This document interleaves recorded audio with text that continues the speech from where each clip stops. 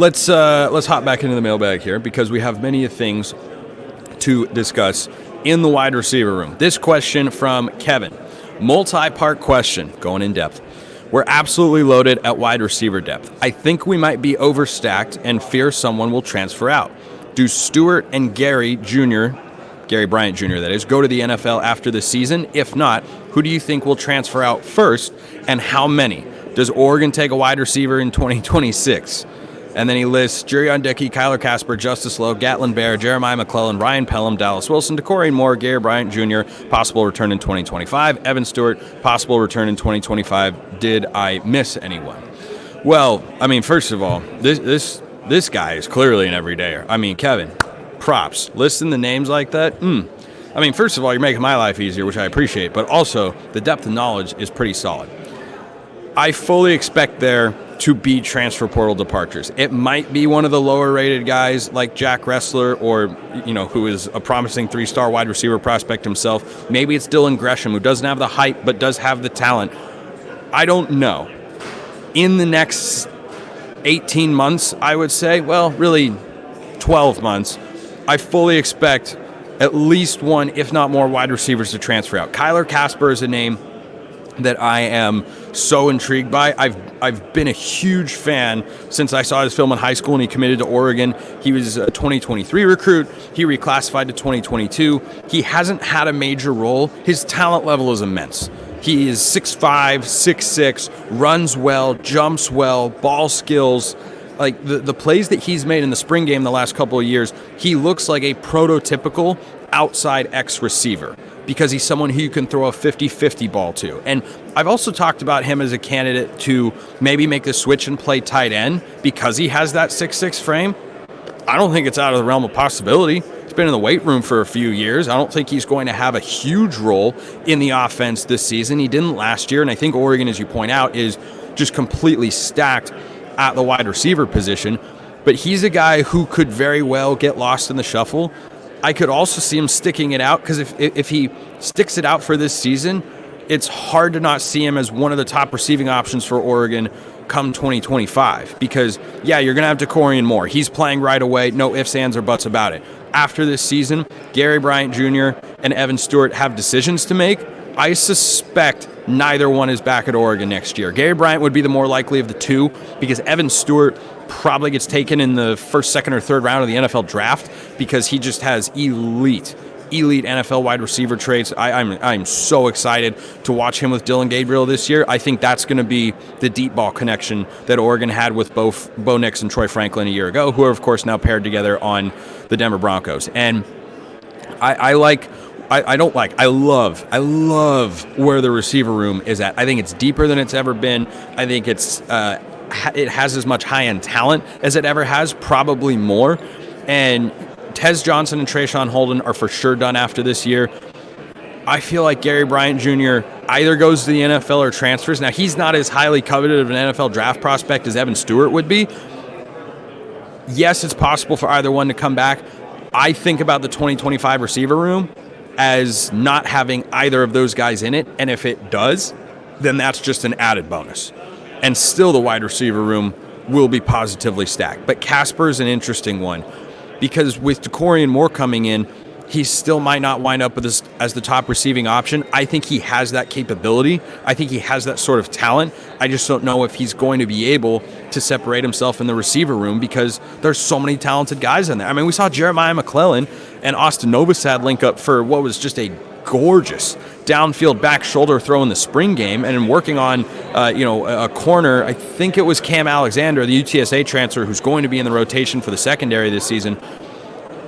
I think his talent level is really, really high, McClellan and Kyler Casper's, but there are a lot of names, and I wouldn't be surprised to see a Justice Lowe or a Jack Ressler or a Dylan Gresham transfer out, or even a guy like Ryan Pelham if he's not going to see the field a ton, and if Dakorien Moore has taken the spot that he might have otherwise had. And that's just the way that it works when you recruit this many guys, but it's a great problem to have. And I don't think there is a number of receivers that could transfer that would make me feel concerned about, hey, no, they're not that deep, right? Like, unless half of these guys transfer out, which I cannot see happening and I don't think ever would, if you lose two or three, Yeah, it would sting a little. It would just mean, though, that the guys that are also in that room are outplaying them, are outperforming them, and are going to have a higher snap count. So I feel great about the wide receiver room. And, yeah, maybe they bring in a transfer next year to be an experienced headline guy, but I can see Oregon having a super young, relatively inexperienced, but, young, sort of, inexperienced, sort of receiving core next year. What I mean is your two headline guys, or two of them, could be Jurion Dickey, Kyler Casper. And that's a former 5-star and a former highly rated 4-star recruit who will be going into their third years of college football.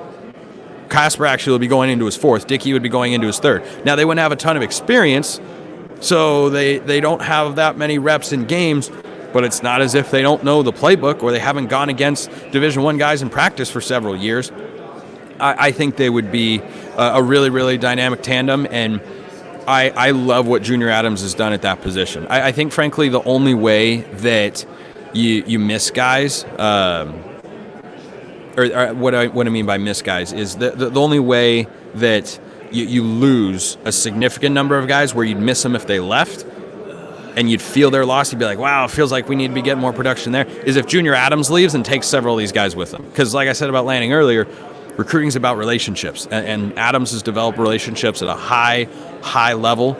And, yeah, I mean, you bring in a pair of 5-star wideouts in 2025, safe to say they're going to have a chance to compete. I think the wide receiver room is going to be really, really open, and it's going to be a really intriguing position battle going into next season. But, yeah, great question there, Kevin. Speaking of Dallas Wilson, 5-star wideout, number one at his position in the state of Florida, tweeted out a video after he'd been recruited for the last couple months that he's staying locked into Oregon, which led to this question from Rick. After all the talk, saying it twice, about the Florida schools, including that one guy down in Miami, the one with the vanilla offense. Mario Cristobal just taking haymakers here from Rick. Trying to flip Dallas Wilson. How confident should we be with his commitment? What say you? I don't know of too many examples in which a recruit has put out a video saying, I'm not going anywhere. Because he has taken visits and offers and phone calls. I think the Dakorien Moore commitment helped lock this one down, because it's really easy for guys to picture. And by the way, receivers that I didn't mention, Cooper Perry, Isaiah Mosey, also in this 2025 class. And heck, there might be even more names that I'm just not thinking of off the top of my head. But Dallas Wilson tweeting out a video makes me feel insanely confident. I would... It's nothing's 100%. Nothing's 100% until he has signed his name on the national letter of intent, lest we forget the Peyton Bowen debacle of the 2023 cycle. That was exciting.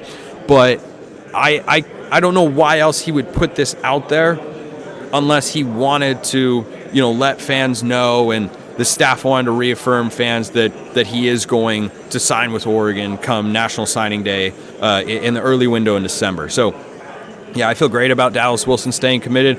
I think he and Dakorien Moore give me major, different sort of players because they have different body types and such, but they give me major Dante Thornton, Troy Franklin vibes. And Dante Thornton and Troy Franklin weren't utilized to their fullest extent in their freshman years. In their sophomore years, they both took big steps forward and were impact players. Thornton is now, of course, at Tennessee and is expected to have a big year with the Vols, by the way. He did, I think, some good things last year, but I think he's one of those guys that's going to take a leap forward in production this year. But just same sort of vibe where they come in with big-time recruits, or as big-time recruits, and they're going to have the opportunity to play. I like having that sort of tandem, and I don't want to overlook Cooper Perry and Isaiah Mosey. I mean, those two guys, really talented dudes. And you've got Ryan Pelham in the mix, and you've got Dylan Gresham in the mix, and Jack Ressler. Someone's going to transfer. I don't know who. I don't know when. It's not going to be ahead of this season. It'll be after the season. In December, there might be a couple of these guys who are in the transfer portal. But overall, I feel great about Oregon's wide receiver room. They'll be able to survive multiple departures that might take place following this 2024 season. But they're deep, they're talented, and their long-term outlook is as good as it has ever been.